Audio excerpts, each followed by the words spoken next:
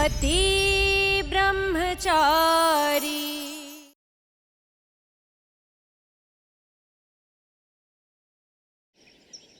पता नहीं कैसे संस्कार हैं आपकी लड़कियों के, जो ये नौबत आ गई है। ऊपर से आप लोग दहेज के खिलाफ हैं। मतलब कि दहेज लेना और देना आपके उसूलों के खिलाफ है। तो फिर शादी कैसे होगी? ये आप क्या कह रही है? आंटी जी, माना मेरी दो नंदों की गृहस्थी ठीक नहीं है, लेकिन आप रिया को क्यों घसीट रही हैं? क्यों घसीट रही हूँ? क्योंकि इसकी दोनों बहन के कारनामे रंग ढंग सामने जो आ गए हैं। अब ये तीसरी पता नहीं क्या गुल खिलाएगी और हम चाह कर भी कुछ नहीं कर पाएंगे। इसका भाई सूरज शहर का गुंडा जो है। बस नहीं माँ, एक मिनट। आप लोग इस रिश्ते के लिए हाँ करते हैं या ना मुझे नहीं पता, पर मैं इस रिश्ते के लिए ना करती हूँ। अरे माँ, ऐसा लड़का जो किसी को जाने बिना, उसके हालात समझे बिना उसे और उसकी फैमिली को इस लेवल का जज कर रहा है, चार लोगों की सुनी सुनाई बातों पर यकीन करके इस लड़की में खोट निकालने पे तुले। ऐसे वहमी और दकियानुसी परिवार को ना मैं रिजेक्ट करती हूँ।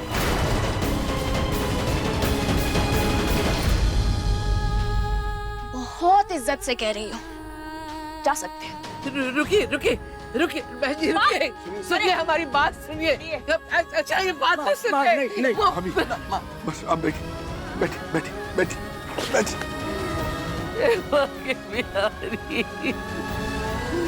ये क्या हो गया देवर जी? क्यों वाक़े में आ गई? मेरी बच्ची की बार बार परीक्षा क्यों लेते हैं? क्यों बार बार उसकी शादी में अड़चन खड़ी हो जाती है? भाभी भाभी आप दिल छोटा मत कीजिए। आप देखिएगा रिया का रिश्ता बहुत अच्छे लड़के के साथ और बहुत अच्छे घर में होगा। मैं कह रहा हूँ आपसे। हाँ हाँ ताई माँ, आप फिक्र मत कीजिए, रिया के लिए बहुत अच्छा घर ढूंढेंगे जहाँ रिया खुश रहेगी। हाँ भाभी आप चिंता मत करिए, सब ठीक होगा। चिंता कैसे नहीं करूं देवर जी? जिस लड़की का रिश्ता बार बार टूटता है, समाज भी उसमें ही दोष निकालने लगता है, उसके चरित्र पर लांछन उठाने लगता है। नाते रिश्तेदार भी फिर उसके लिए रिश्ता नहीं लेकर आते। फिर कैसे चिंता नहीं करूं? नहीं लेकर आएंगे तो ना लाए, कोई फर्क नहीं पड़ता। रिया का रिश्ता अच्छे घर में ही होगा। रिया के दो भाई जिंदा हैं अभी, घर में बिठा के अपनी बहन को खिला लेंगे, लेकिन अपने बहनों की जिंदगी बर्बाद नहीं करेंगे। हाँ ताई माँ, आप ही कहती है ना, माँ के बिहारी सबका भला करते हैं। तो देखना, रिया के लिए भी उन्होंने बहुत अच्छा रिश्ता सोचा होगा।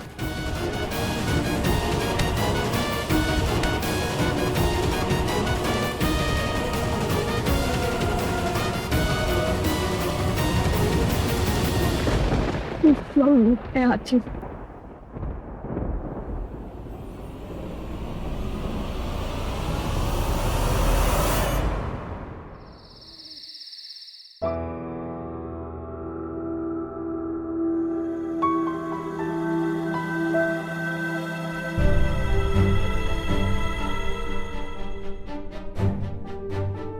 रिया का रिश्ता टूटने की वजह से परेशान है ना? देखिए ना, मेरे गुंडे होने की छवि ने आज मेरी बहन की भी छवि पर सवाल खड़ा कर दिया है। मेरे गलत काम मेरी बहन के खुशियों की आड़े आ रहे हैं। सूरज, वो तुम्हारा पास था जो गुजर चुका है। सोचो, जिस दिन तुम आईएएस बनोगे, लोग तो यही कहेंगे ना कि रिया आईएएस सूरज सिंह की बहन है। तब किसी की हिम्मत नहीं होगी हमारे परिवार को उल्टा सीधा बोलने की।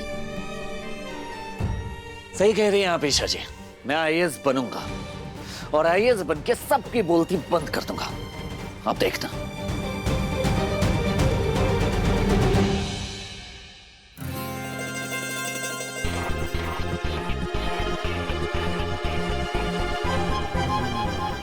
लेकिन आप नहीं चाहती कि मैं आईएएस बनूं। ये क्या बोल रहे हो तुम? और नहीं तो क्या, आप चाहती ही नहीं है कि जो पढ़ाई लिखाई मैं कर रहा हूं वो मेरे दिमाग में घुसे, बल्कि उल्टा निकल जाए।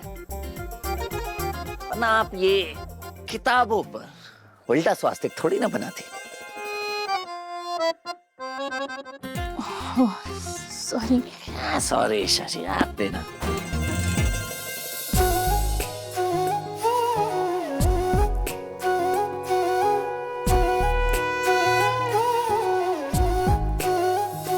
ईशा जी आप भी ना पूरी दुनिया को सीधा करते फिरती है और खुद यहाँ उल्टा स्वास्तिक बनाकर बैठ गई है। हद है, पता नहीं कैसे बीवी मिल गई है मुझे, एक स्वास्तिक तक नहीं बनाने आता, उल्टा स्वास्तिक बनाया। Shut up. बहुत हंसी आ रही है तुम्हें। मुझसे एक गलती क्या हो गई, तुम तो मेरी खिंचाई करने लगे। गलती? ईशा जी ये छोटे छोटे बच्चों को भी आता है, आपको नहीं आ रहा। अच्छा अभी बता। क्या बताएगी? सच तो कह रहा हूँ। हाँ। अरे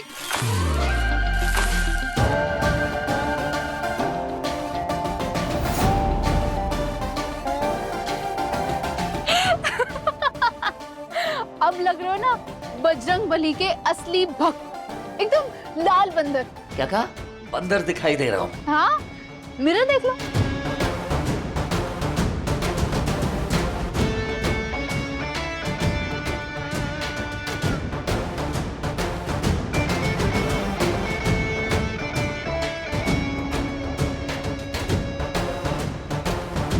अच्छा गुस्सा नहीं, कल से हमें साथ साथ कोचिंग क्लासेस जाना है। एक मिनट, मैं आपके साथ कोचिंग नहीं जाने वाला, समझ गई आप ही जाइए। भूल गई पिछली बार क्या हुआ था? मेरी वजह से आपको भी कोचिंग से बाहर निकालने की धमकी दी थी। तुम यहाँ की ब्रिलियंट स्टूडेंट हो और ये कौन है तुम्हारे साथ? एनीवे जो भी हो, आज के बाद इसे तुम अपने साथ यहाँ लेकर नहीं आओगी। तो एक काम कीजिए, आप जाइए आराम से वहां पे पढ़ाई लिखाई कीजिए और जो पढ़ेंगे आप वो यहाँ आके घर में मुझे पढ़ा देना। मैं यही घर से तैयारी करूंगा, एकलव्य की तरह धुरंधर बनूंगा। अच्छा मैं तुम्हें पढ़ाऊंगी और तुम मेरी बात सुनोगे? हाँ? वैसे हाइट क्या है तुम्हारी? 5'10"। सूरज ये तो तुम्हारी हाइट हुई, मैं तुम्हारे ईगो की बात कर रही थी जो तुमसे डबल। अच्छा, तो आपको मैं ईगो वाला आदमी नजर आता हूँ? सिर्फ ईगो नहीं, सुपर ईगो वाले। तेरे की सच्ची आप भी ना हमेशा गलत समझती हैं मुझे। अरे ऐसी कोई बात नहीं है, अपनी पत्नी से पढ़ने में मुझे कोई दिक्कत नहीं है। उल्टा गर्व होगा मुझे कि मेरी पत्नी इतनी काबिल है कि मेरी तैयारी करवा रही है। तो चलिए आइए, सबसे पहले हम एक काम करते हैं, टाइम टेबल बनाते हैं। सूरज सबसे पहले लिखो हम 5 बजे उठेंगे। 5 बजे नहीं ईशा जी, 4 बजे उठना होगा। अरे आईएएस निकालना इतना आसान थोड़ी ना है। और हाँ, रोज एक चैप्टर कंप्लीट करेंगे और हफ्ते के आखिरी दिन टेस्ट लगाया करेंगे। तू ना जरा सा भी मेरी तरह, ना कहीं से न तेरी तरह, मिलके भी दोनों है आज नबी।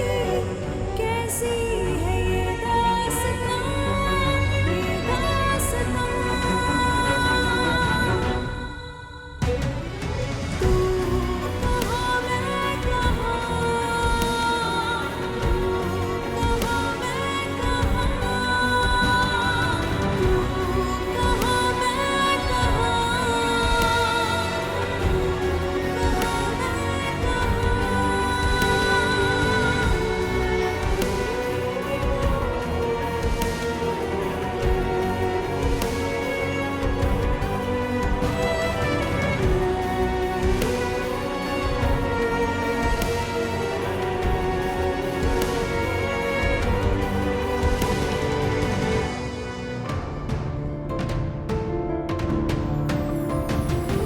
एक है ज़मीन, एक है आसमां, दोनों ही है दोनों से जुदा, रहते हैं दोनों ही साथ साथ, पर लंबी है दूरियां।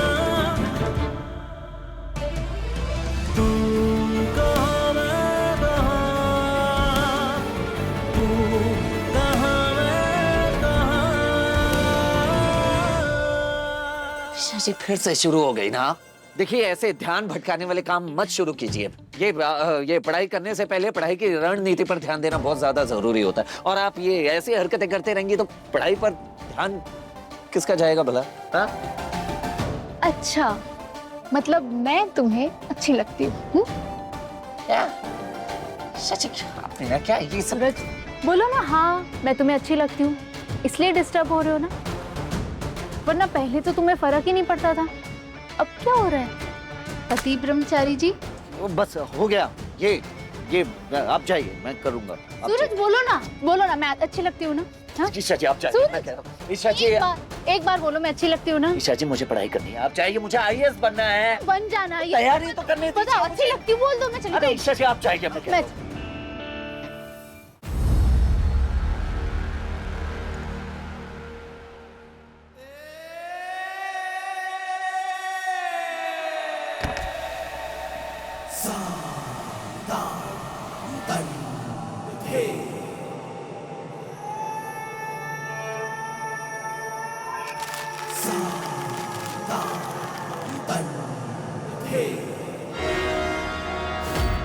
आप बस हुक्म कीजिए गुलाब सर, करना क्या है?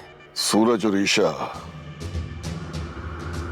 IAS की तैयारी न करने पाए, उन दोनों को किसी भी हालत में IAS नहीं बनने देना है। ये सब मैं करूंगा कैसे? मेरा मतलब है अदिति मेरे साथ रहती नहीं है, वो मुझे छोड़ चुकी है और उस घर में घुसना मेरे लिए नामुमकिन है। नामुमकिन को मुमकिन बनाना तो गुलाब सिंह का काम है।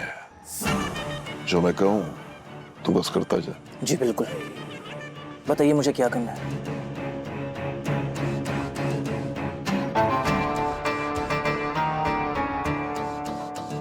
काम हो जाएगा सर। शाबाश।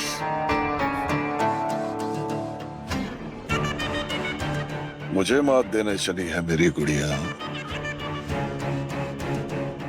लेकिन तू तो जानती है ना मैं तेरा बाप हूँ, बाप। अगर मैं नहीं चाहता कि तू IAS बने तो तू नहीं बनेगी, बस।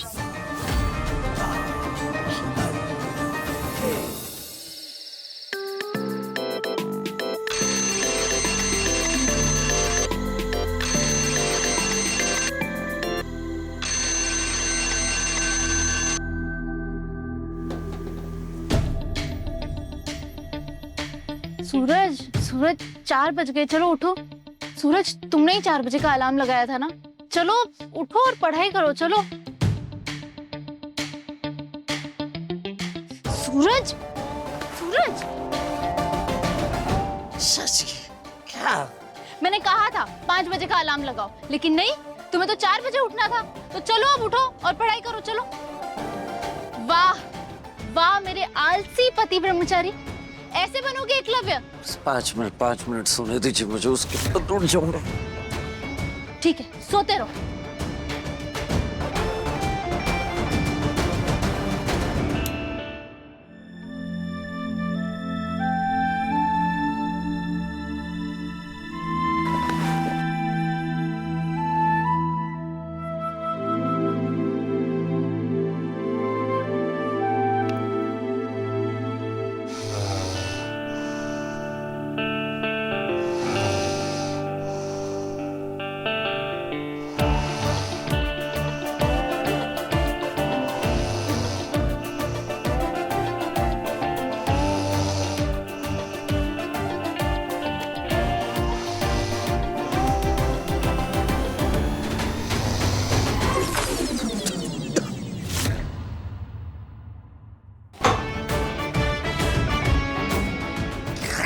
ये आप वो क्या है ना, कुंभकर्ण स्टूडेंट को ऐसे ही उठाया जाता है। चलो उठो और पढ़ाई करो, चलो। सूरज चलो, उठो उठो उठो, चलो उठो उठो उठो उठो, जल्दी जल्दी उठो। सूरज बैठो बैठो बैठो, अब शुरू हो जाओ। ईशा जी ये बहुत नींद आ रही है, अगर एक चाय हो जाती तो मजा आ जाता, मतलब वो आंखें खुल भी जाती है और एकाग्रता बढ़ जाएगी ना। ठीक है लाती हूँ, लेकिन खबरदार अगर फिर से सोए तो। सुबह के 4 बजे गंगा स्नान कराया आपने, क्या लगता है आपको कि कोई प्राणी सो सकता है भला? नहीं सोऊंगा, पढ़ूंगा मैं, जाइए।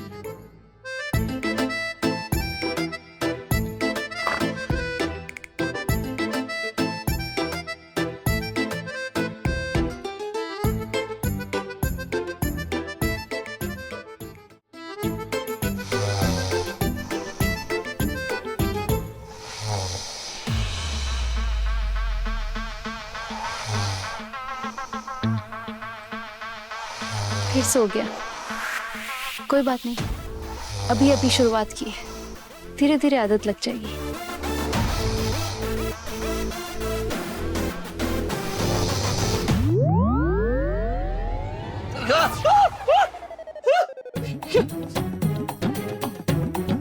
गर्मा गर्म चाय पियो और पढ़ाई करो।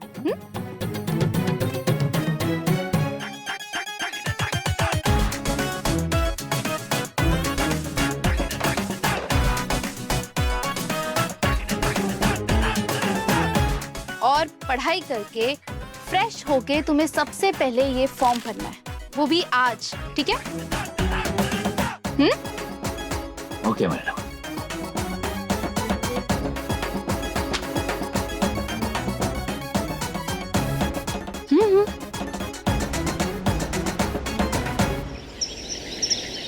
सब सामान ले लिया ना? ले लिया। मैं तेरी टाइम दौरी की।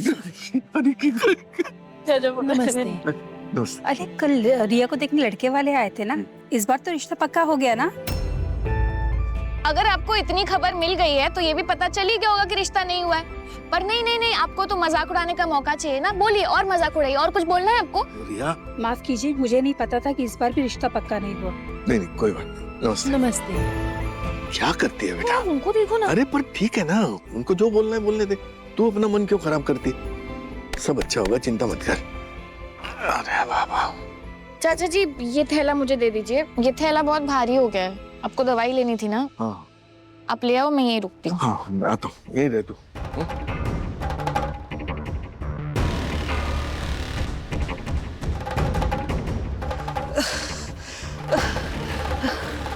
बेटा, एक मदद चाहिए थी, कर दोगी प्लीज?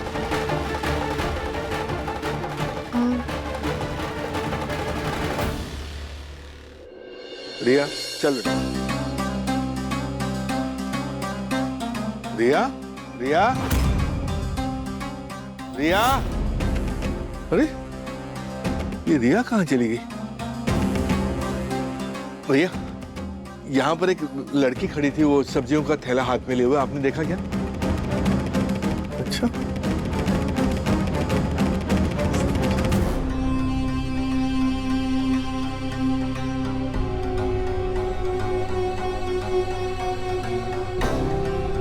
कहाँ चली गई? बोली मैं यहीं खड़ी हूँ, आप दवाइयाँ लेके आइए। कहाँ चली?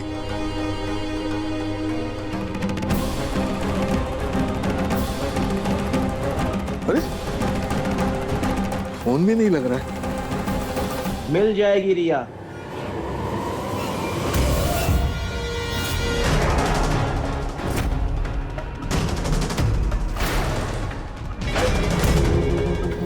रिया का क्या किया आपने उसके साथ? अभी कहाँ कुछ किया है चाचा जी, लेकिन अब मैं जो बोलूंगा, अगर आपने वो नहीं किया तो रिया के साथ बहुत कुछ हो सकता है। जबान संभाल के अनिल बाबू। ये जो हेकड़ी दिखा रहे हैं ना आप, ये रिया पे बहुत भारी पड़ सकती है। चुप होके सुनिए जो मैं कह रहा हूँ। क्या क्या चाहते हैं आप? यही कि आप चुपचाप घर जाइए और अपने सुपुत्र सूरज से बोलिए कि वो आईएएस की पढ़ाई छोड़ दे और भूल जाए अपना सपना हमेशा के लिए, और लौट आए अपनी गुंडाईगिरी की दुनिया में वापस। नहीं, ऐसा बिल्कुल नहीं हो सकता। अच्छा, अभी समझा देता हूं।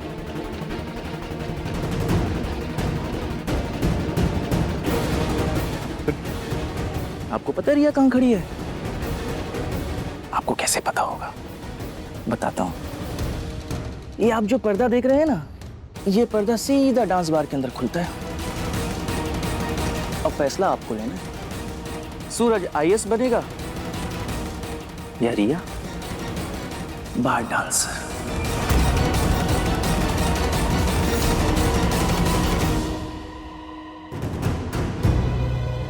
कहाँ चली गई ये औरत? तो सारा सामान मुझे पकड़ा गई, फोन ले गई वो अलग। इतनी देर हो गई यार। अब आपके बेटे और बेटी का भविष्य आपको चुनना है चाचा जी। घर की बेटी बार डांसर या बेटा गुंडा। और रिया अगर एक बार पर्दे के अंदर गई ना तो उसकी शादी और घर की इज्जत तो गई। आप ना अपनी उम्र के हिसाब से फैसले लीजिए, सोचिए, जल्दी सोचिए क्या करना है। मैं आपके आगे हाथ जोड़ता हूँ, ऐसा मत कीजिए अनिल बाबू। अरे आप तो एक अच्छे इंसान थे, क्या हो गया है आपकी सोच को? क्या हो गया? क्या हो गया? सारे मोहल्ले के सामने बेइज्जती की थी ना मेरी उस सूरज ने। आप भी वहीं थे, तब तो आपने नहीं कहा सूरज से कि ये मत कर, ये गलत है। अपमान का बदला तो मैं लूंगा। किसी को भी इसके बारे में आपने बताया तो रिया फिर दोबारा नहीं बचेगी। ये घिनौनी सोच आपकी हो ही नहीं सकती। जरूर इसके पीछे कोई और है। और अगर आप ये सब होता हुआ देख रहे हैं तो एक बात कान खोल के मेरी भी सुन लीजिए कि अगर मेरी बिटिया को कुछ भी हुआ तो यह बुड्ढा आपकी जान ले लेगा। धमकी? धमकी? हाँ भाई, ले जा।